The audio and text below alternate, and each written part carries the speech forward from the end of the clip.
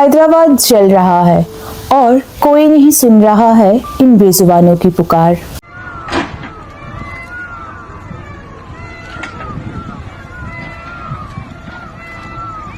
जब से ये जो इंसिडेंट हुआ है ना, ये मेरे फेसबुक में, इंस्टाग्राम में, यूट्यूब में, हर जगह स्क्रॉल जब भी करती हूँ तभी ये इंसिडेंट्स का क्लिप मेरे सामने आ रही है। मैं तो शांत नहीं बैठ पा रही हूँ। मुझे पता है कि एक दो लोगों के चिल्लाने से, कुछ बोलने से कुछ नहीं होगा। हम ऐसे लोग ही हैं कि चलो एक इंसिडेंट हुआ है ना, थोड़ी देर बोल लेते हैं, चिल्ला लेते हैं, उसके बाद चलो अपना अपना देखो। मुझे पता है ये वीडियो आप लोगों की शायद उतनी काम की नहीं है या फिर फायदे की नहीं है, लेकिन आप लोगों से मेरी रिक्वेस्ट है, प्लीज़ वीडियो को एंड तक ज़रूर देखें और इन बेजुबानों की आवाज़ बने। हम बोलते हैं कि हम एडुकेटेड हो रहे हैं, हम बहुत कुछ सीख रहे हैं, जान रहे हैं, बहुत सारी टेक्नोलॉजी हम जान रहे हैं। क्या फ़ायदा है हमारे इन एडुकेशन का? हम देख नहीं पा रहे हैं कि डेवलपमेंट के नाम पे, मॉडर्नाइजेशन के नाम पे हम अपने पर्यावरण के साथ क्या कर रहे हैं। क्या होगा इस सब डेवलपमेंट का और क्या होगा इस सब मॉडर्नाइजेशन का जब हम खुद ही नहीं बचेंगे? कभी हमने सोचा है क्या? हम कभी भी नहीं सोचते। बस चलो रेस में चलना है, भेड़ बकरियों के जैसे सिर्फ रेस में भाग रहे हैं, लेकिन कोई बैठ के ये नहीं सोच रहे है अगर ये दुनिया ही नहीं रहेगा तो क्या फायदा होगा ये सब का। नमस्कार दोस्तों, पुष्पिता टॉक्स के एक नए वीडियो में आप सबका स्वागत है। आप लोगों को शायद अब तक पता ही चल गया होगा कि आज के वीडियो में मैं किस बारे में आप लोगों के साथ बात करने वाली हूँ। मैं आप लोगों के साथ बात करने वाली हूँ आज हैदराबाद के कांचा घंचीवोली में चल रहे 400 एकड़ जमीन को लेके जो विवाद है उसके बारे में। हैदराबाद यूनिवर्सिटी के पास 400 एकड़ जमीन पे तेलंगाना गवर्नमेंट आईटी पार्क बनाना चाह रहा है। हैदराबाद यूनिवर्सिटी के स्टूडेंट्स, फैकल्टीज, बहुत सारे एनजीओज, एलामोनिस बहुत दिनों से कोशिश कर रहे हैं इस जमीन को बचाने के लिए, लेकिन कौन सुने किसकी बात। सत्ता में जो बैठे हैं उनको तो सिर्फ अपनी जेब की पड़ी है। डेवलपमेंट के नाम पे थोड़ी बहुत सारी इमारतें खड़े कर देंगे, वो दिखा देंगे कि हमने तो डेवलपमेंट किया है, और बाकी अपने जेबें भरो। 5 साल के लिए सब आते हैं और अपने जेबें भर के निकल जाते हैं, और बाकी लोगों का जो भी हो हमें क्या इससे। वहाँ पे जो स्टूडेंट्स जा रहे हैं प्रोटेस्ट करने के लिए, फिर एनजीओ वाले जा रहे हैं प्रोटेस्ट करने के लिए, वहाँ से प्रोटेस्टर्स को हटाने के लिए पुलिस लाठी चार्ज कर रही है। बहुत सारे लोगों को पुलिस ने अरेस्ट भी किया है क्योंकि वो जगह उनको खाली करनी है ताकि तेलंगाना गवर्नमेंट वहाँ पे अपना बुलडोजर चला सके। तेलंगाना गवर्नमेंट बार बार बोल रही है कि ये ज़मीन उनकी है और यूनिवर्सिटी वाले बोल रहे हैं कि ये ज़मीन उनकी है। इसको लेके हैदराबाद यूनिवर्सिटी और तेलंगाना गवर्नमेंट में बहुत दिनों से ही एक विरोध चल रहा था। और इसके अलावा ये जो 400 एकड़ की ज़मीन है, उस ज़मीन को the lung space of Hyderabad भी कहा जाता है क्योंकि वहाँ पे बहुत सारे पेड़ पौधे और जानवर भी थे। ये एक इकोसिस्टम है वहाँ पे जो बहुत दिनों से चल रहा है। तेलंगाना गवर्नमेंट और हैदराबाद यूनिवर्सिटी के बीच इस ज़मीन को लेके जो मसला चल रहा है, हम थोड़ा उसको समझते हैं। कहा जाता है साल 1974 में जब तेलंगाना गवर्नमेंट ने तेलंगाना एजुकेशन एक्ट के अकॉर्डिंग हैदराबाद यूनिवर्सिटी को ये वाली प्लॉट अलॉट की थी, तो उस प्लॉट के साथ ही ये 400 एकड़ ज़मीन भी आई थी उनको। वहाँ पे कुछ कंस्ट्रक्शन नहीं किया गया उसके बायोडाइवर्सिटी के कारण। वो जगह जैसी थी उन्होंने वैसे ही उस जगह को छोड़ दिया।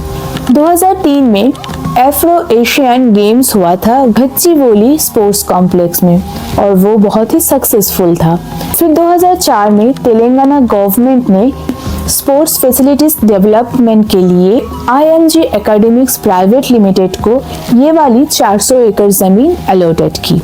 फिर 2006 में तेलंगाना गवर्नमेंट ने इसी ज़मीन को स्टेट टूरिज्म डिपार्टमेंट को अलॉट कर दिया। जब इसे IMG को अलॉट किया गया था 2004 से 2006 तक उन्होंने कोई कंस्ट्रक्शन नहीं किया था।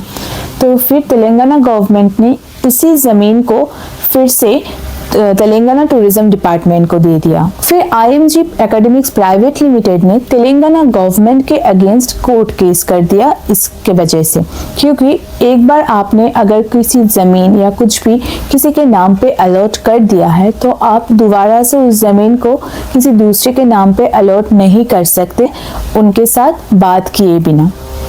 तो फिर ये जो केस था, ये केस 2024 के मार्च तक चली और ये केस तेलंगाना गवर्नमेंट के सपोर्ट में ही आया है। फिर जुलाई 2024 को तेलंगाना गवर्नमेंट ने डिसाइड किया कि वो वहाँ पे एक IT पार्क बनाएंगी। तेलंगाना गवर्नमेंट बार बार बोल रही है कि ये ज़मीन उनकी ही है और इस ज़मीन पे कोई डिस्प्यूट नहीं है। अगर ये ज़मीन उनकी ही है और इस ज़मीन पे कोई डिस्प्यूट नहीं है तो फिर रात के अंधेरे में वो लोग चोरों की तरह इन बेजुबानों के घर पे क्यों घुसे? क्योंकि उनको पता था लास्ट वीक ईद, उसके बाद गुड़ी पाड़वा के वजह से और सैटरडे संडे था तो कोर्ट एक साथ 3-4 दिन की छुट्टी थी, लंबी हॉलीडेज थी और उन्होंने उसका ही फ़ायदा उठाया कि अभी कोर्ट बंद है, कोई भी डिसीजन नहीं लिया जा सकता, तो उन्होंने रात के अंधेरे में वहाँ पे अपना बुलडोज़र चलाया। जब सभी लोग सो गए थे, किसी को कुछ पता नहीं है, तब वो लोग गए। अगर ये ज़मीन उनकी ही है तो अपनी ज़मीन पे उनको चोरों के जैसे क्यों जाना पड़ा? क्या मतलब है इसका कि किसी को कानो कान कुछ खबर भी ना हो और अपना काम भी हो जाए? तेलंगाना गवर्नमेंट साथ ही साथ में ये भी बोल रहे हैं कि उस ज़मीन के ऊपर कोई वाटर बॉडीज़ नहीं है, वहाँ पे डियर्स नहीं है, टाइगर्स नहीं है और कोई दूसरे जानवर्स भी नहीं है, कुछ भी नहीं है। लेकिन हैदराबाद यूनिवर्सिटी के स्टूडेंट्स और रिपोर्ट बोल रहे हैं कि वहाँ पे 4 वाटर बॉडीज़ है, वहाँ पे बहुत सारे डियर्स है, टाइगर्स है और हमारा नेशनल बर्ड पीकॉक वहाँ पे बहुत सारे मिलते हैं और इसके अलावा वहाँ पे बहुत सारे डिफरेंट टाइप के स्नेक्स मिलते हैं, बहुत सारे रॉक मशरूम है और बहुत कुछ है जो कि आप देख सकते हो यहाँ पे। तो अगर ज़मीन आप लोगों का ही है तो आप लोगों को पता नहीं है कि वहाँ पे क्या है, क्यों आप लोग झूठ बोल रहे हो? थोड़ी राहत की बात ये है कि कोर्ट ने 3 अप्रैल को इस ज़मीन के ऊपर स्टे ऑर्डर लागू कर दिया है।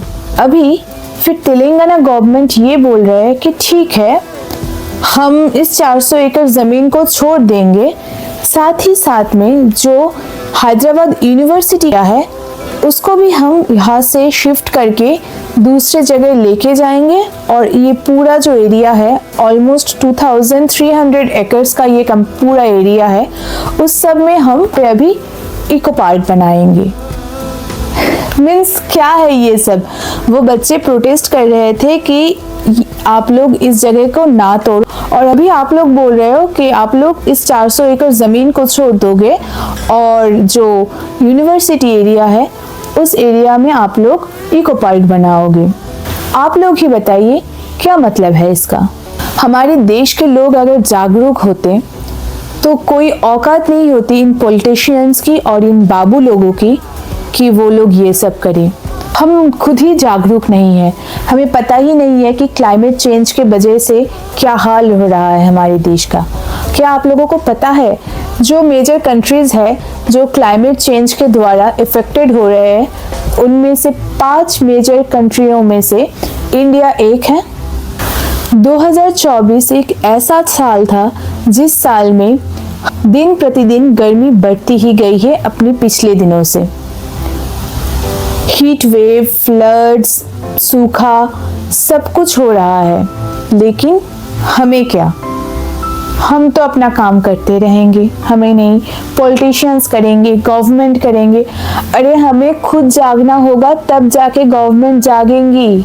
सिर्फ हिंदू मुस्लिम ये वो नहीं करना है, हमें दूसरी चीज़ भी हमें देखना है।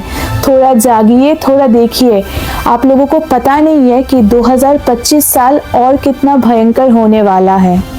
अभी सिर्फ अप्रैल चल रहा है, मार्च एंड से ही इतनी गर्मी थी और अभी अप्रैल चालू हो गया है। आप लोग नहीं समझ सकते हो कि मई, जून, अगस्त के महीने में कितनी गर्मी होगी। लोग ऐसे ही गिरे पड़े मर जाएंगे। सनस्ट्रोक, ये वो, हार्ट अटैक, ये सब चलता ही रहेगा। हम सब लोग आँख होते हुए भी अंधे हैं। क्या आप लोगों ने कभी सोचा है कि हम अपने बच्चों के लिए क्या छोड़ के जा रहे हैं? उन्हें प्रॉपर्टीज, गाड़ी, बैंक बैलेंस ये सब नहीं चाहिए। सिर्फ उनके लिए एक अच्छा सा पोल्यूशन फ्री दुनिया छोड़ के जाने के लिए सोचो आप लोग। प्रॉपर्टीज, बैंक बैलेंस वो सब वैसे ही रह जाएंगे, लेकिन बच्चे नहीं रहेंगे। क्या आप लोगों को पता है कि इंडिया में अभी जो बच्चों की डेथ रेट है ना, जो न्यू बॉर्न बेबीज के डेथ रेट है, वो बहुत ही ज़्यादा है। बहुत सारे बच्चे जन्म के बाद 1 महीने के अंदर ही मारे जा रहे हैं, सिर्फ और सिर्फ एयर पोल्यूशन की वजह से। दिल्ली में लोग सांस नहीं ले पा रहे हैं। ऐसे बहुत जगह होने वाली है धीरे धीरे। कोई नहीं बचेगा क्लाइमेट चेंज के इस प्रकोप से। थोड़ा समझिए, थोड़ा रुक जाइए, सिर्फ भागिए मत, थोड़ा ठहर जाइए, रुक जाइए और समझिए कि हमारे सामने क्या सिचुएशन आने वाला है अभी। क्या मतलब है उस जंगल को काट के आईटी पार्क बनाने की? हमें अभी आईटी पार्क की ज़रूरत नहीं है। हमें सांस लेने के लिए पोल्यूशन फ्री एयर चाहिए, पीने के लिए पोल्यूशन फ्री पानी चाहिए। अगर आईटी पार्क चाहिए ही है तो कहीं दूर जाके आप बनाइए, अगर आपको इतनी ही ज़रूरत है। इन जंगलों को छोड़ दीजिए। समझ जाइए, मेरे आप लोगों से रिक्वेस्ट है, समझ जाइए। आज हैदराबाद, कल कोलकाता, परसों नॉर्थ ईस्ट, उसके बाद किसी दूसरे जगह पे। अभी ऐसे ही चलने वाला है। अगर हम जागरूक नहीं होंगे और प्रकृति के साथ ऐसे ही खिलवाड़ कर रहे होंगे तो हम नहीं बचेंगे प्रकृति माँ की रोष से। आपने एक छोटा मोटा झटका तो देख ही लिया होगा ना कोविड के टाइम। इसलिए कमर कस लीजिए और प्रकृति माँ की सुरक्षा के लिए काम पे लग जाइए। ज़्यादा समय नहीं है हमारे पास। ऐसा होगा कि प्रकृति तो अपना काम कर लेगी, उनके रोष से हम नहीं बचेंगे, लेकिन प्रकृति को पता है कि कैसे वो अपने आप को रिफॉर्म कर सकती है। प्रकृति दोबारा से अपने आप को रिफॉर्म कर लेगी, लेकिन हमारे पास कोई चांस नहीं रहेगा अपने आप को रिफॉर्म करने के लिए। हम ख़त्म हो जाएंगे।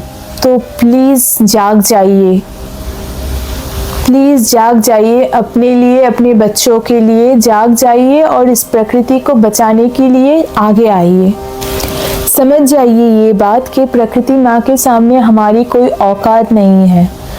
ये दुनिया सिर्फ हमारे लिए नहीं है, ये दुनिया पशु पक्षी जानवर सबके लिए है। प्रकृति हम सबकी माँ है।